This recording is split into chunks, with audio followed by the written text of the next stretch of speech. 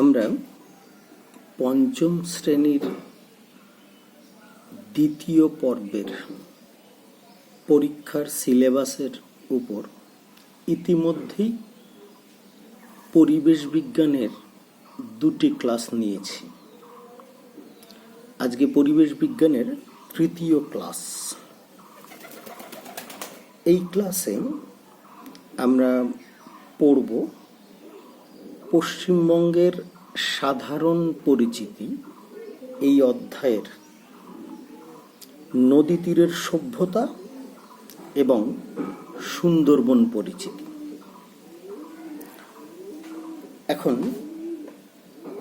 নদী তীরের সভ্যতা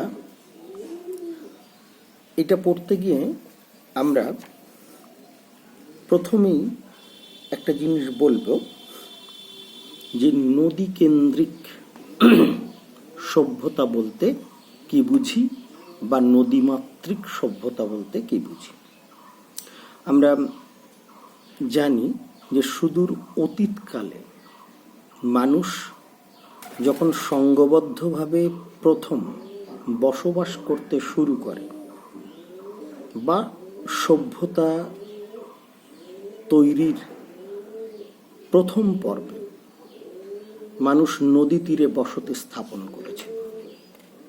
এই নদী তীরে বসতি স্থাপন করার পিছনে কিছু কারণ ছিল, যেমন উর্বর চাষযোগ্য জমি, জলসেচের সুবিধা, পানীয় জলের সুবিধা, নদীপথে যাতায়াতের সুবিধা ইত্যাদি কারণে মানুষ নদী তীরে বসতি গড়ে তুলেছিল। অ্যাকচুয়ালি এই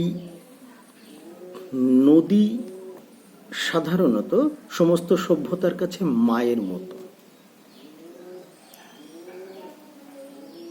তাই নদী তীরে গড়ে ওঠা সমস্ত সভ্যতাকেই আমরা নদীমাতৃক সভ্যতা বলি।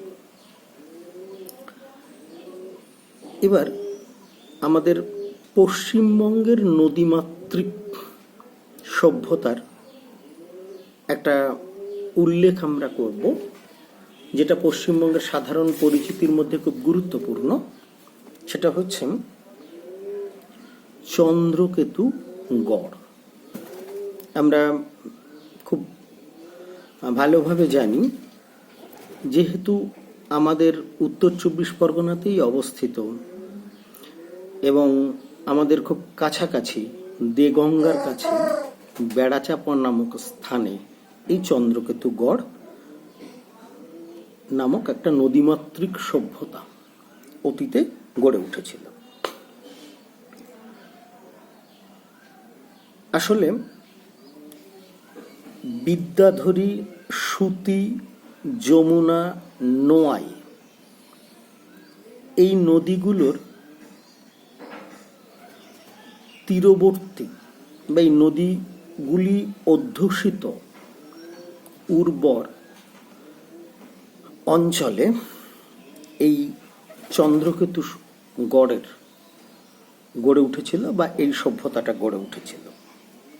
যদিও বিদ্যাধরী নদী ছাড়া আর বাকি নদীগুলি এখন লুপ্ত। তো এই অঞ্চলে চন্দ্রকেতু গড় নামক যে সভ্যতাটা গড়ে উঠেছিল, আমরা সেই সভ্যতার প্রত্নতাত্ত্বিক নিদর্শন হিসাবে সেখানকার ঘর বাড়ির ধ্বংসাবশেষ, সেখানকার বাসনপত্র এবং সেখানে কি ধরনের ইটের ব্যবহার হতো সেসবগুলো সম্পর্কে আমরা জানবো এই চ্যাপ্টারে। এছাড়া ভারতবর্ষের অন্যতম প্রাচীন নদীমাতৃক সভ্যতা হচ্ছে হরপ্পা সভ্যতা বা সিন্ধু সভ্যতা, যেটা সিন্ধু নদীর তীরে গড়ে উঠেছিল।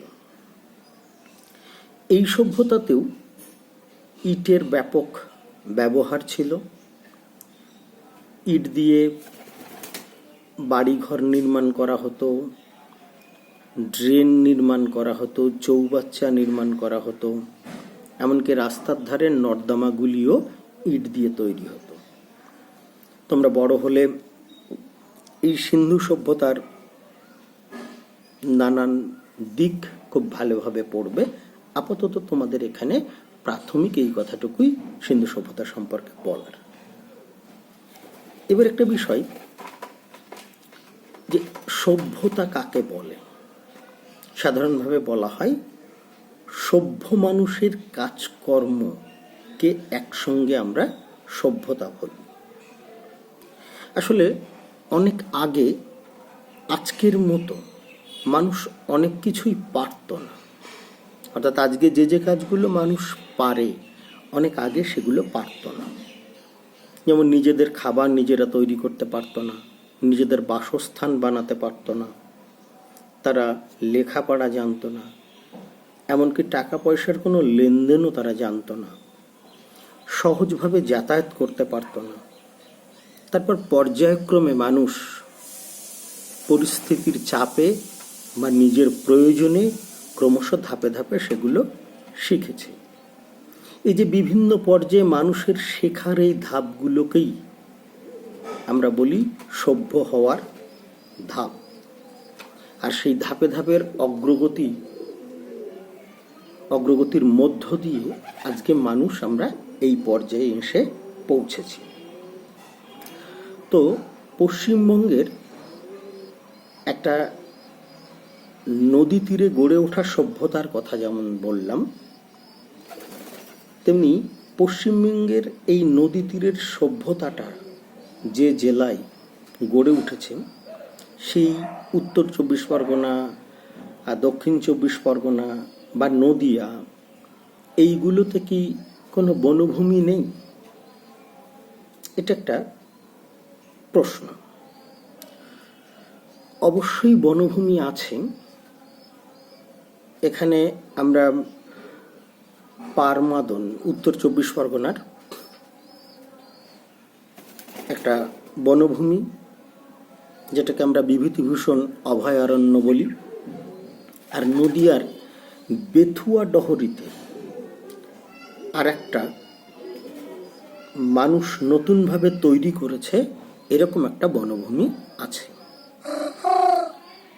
এবার এই বনভূমি আমাদের পশ্চিমবঙ্গের উত্তর 24 পরগনা বা দক্ষিণ 24 পরগনা এই জেলাগুলিতে আরও রয়েছে।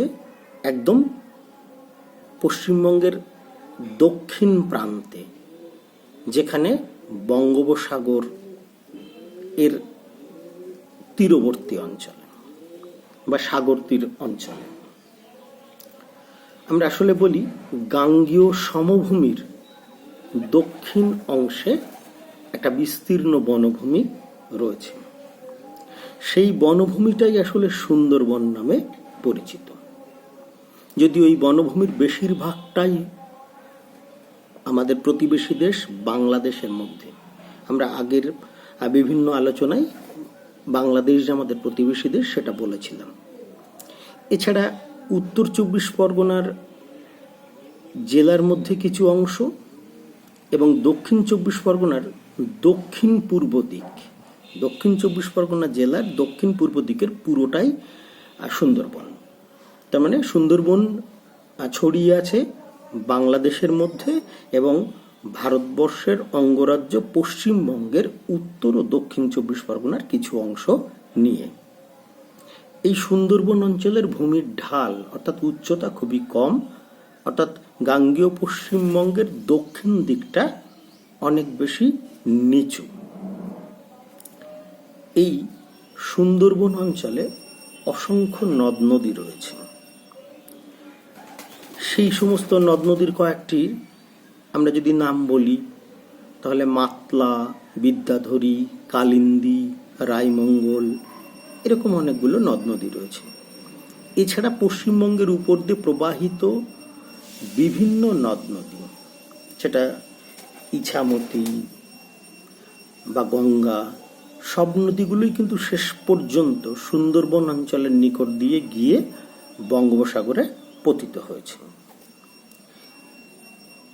এই বঙ্গোপসাগর অঞ্চলে নদ নদীগুলো পতিত হওয়ার সময় বিপুল পরিমাণ পলি নিয়ে গিয়ে ওই অঞ্চলে জমা করে, এবং ওই পলি জমে জমে ওই অঞ্চলে যে বিস্তীর্ণ একাধিক দ্বীপ তৈরি হয়, মানে বিস্তীর্ণ অঞ্চল জুড়ে একাধিক দ্বীপ তৈরি হয়েছিল। প্রায় 7-8 হাজার বছর ধরে এই দ্বীপ গঠনের প্রক্রিয়া চলছে, এবং ওই দ্বীপ অঞ্চলের বেশিরভাগ অংশ সুন্দরবন অঞ্চল নামে পরিচিত।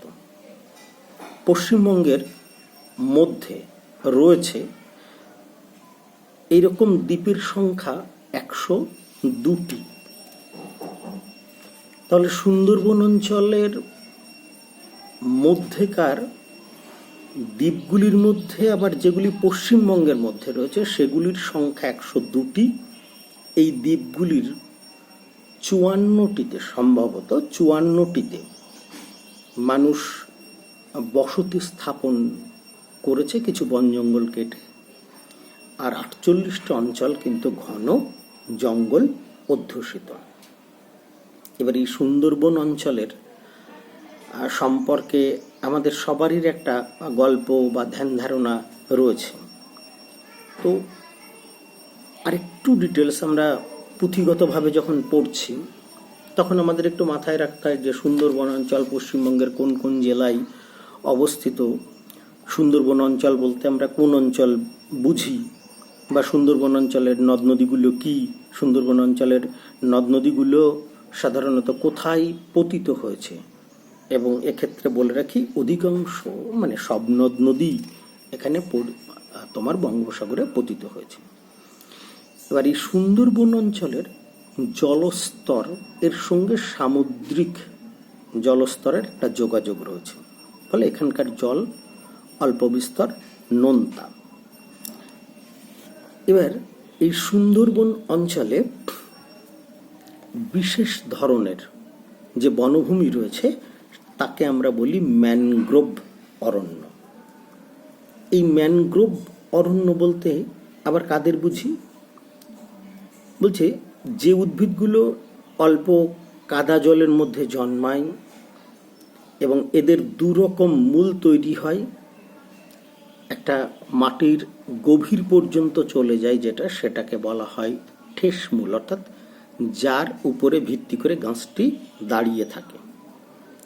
আর একটা মূল মাটির উপরে উঠে আসে, যে মূলের কাজ হলো বাতাস থেকে অক্সিজেন সংগ্রহ করা, যাকে আমরা বলি শ্বাসমূল। তো যে সমস্ত উদ্ভিদ অল্প কাদা জলে জন্মায় এবং যাদের দু ধরনের মূল থাকে, ঠেসমূল এবং শ্বাসমূল, তাদেরকে আমরা বলি ম্যানগ্রোভ জাতীয় অরণ্য। এই ধরনের অরণ্যের অন্তর্ভুক্ত দু একটা গাছের নাম হচ্ছে গেওয়া, বাইন, গরান, সুন্দরী ইত্যাদি। এছাড়া আমরা জানি সুন্দরবন মূলত বিখ্যাত হচ্ছে ব্যাঘ্র প্রকল্পের জন্য, অর্থাৎ এই অঞ্চলের বনভূমিতে রয়্যাল বেঙ্গল টাইগার রয়েছে। এছাড়া অন্যান্য প্রাণীদের মধ্যে রয়েছে বিড়াল, বনশুয়োর, হরিণ। অনেক আগে নাকি এই অঞ্চলে চিতাবাঘও ছিল, তারপর গন্ডার, বুনো মহিষ, বারশিঙ্গা, এগুলো আগে পাওয়া যেত। কিন্তু এখন মূলত প্রধান পশু বলতেই রয়্যাল বেঙ্গল টাইগার বা বাঘ, যেটাকে আমরা আমাদের জাতীয় পশু বলি। এখানকার লোকজনদের জীবনযাত্রা বেশ কষ্টকর। তাদের প্রধান জীবিকা হচ্ছে জঙ্গল থেকে মধু সংগ্রহ করা, অতি কষ্টের মধ্যে কৃষিকার্য করা, এছাড়া মাছ ধরা, কাঁকড়া শিকার এবং মিন অর্থাৎ চিংড়ির ছোট ছোট বাচ্চা ধরা, যেই মিনগুলো থেকেই আবার চিংড়ি চাষ করা হয়।